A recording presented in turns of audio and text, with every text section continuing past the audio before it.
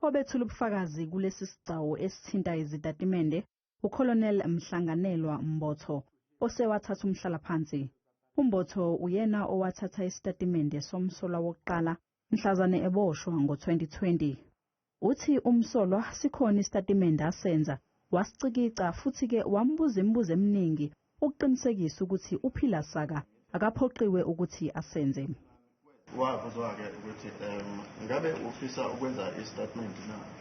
Wase-ke uyaphendula uthi yebo, ngiyafuna ukusenza isitatimende.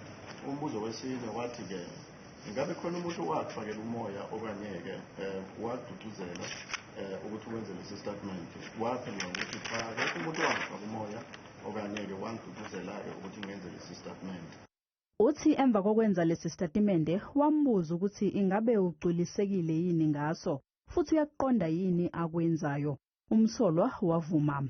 Wabuzwa-ke ukuthi ngabe-ke wanelisekile-ke ngalesi sitatimende okanye ngakho konke okubhalwe phansi, ngabe kubhalwe phansi ngendlela eqondile?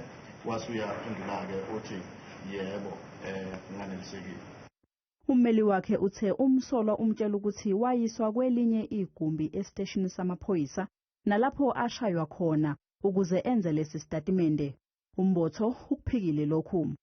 He further instructs me that these police officers that I've mentioned, upon their arrival at that police station, they took him to a room, and in that room he was assaulted and he was tortured.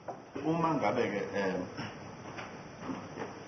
kuthiwa-ke kukhona nje igumbi elanikezwa-ke amaphoyisa ukuthi makashaye abamangalelwa, lokho ngakuphika mina. Kwaphela-ke angeke kube negumbi elikhishwayo nje, likhishelwe nje ukuthi maliyosetshenziselwa ukuthi kushawe abamangalelwa. Icala lizobuyela enkantolo ngoMsombuluko.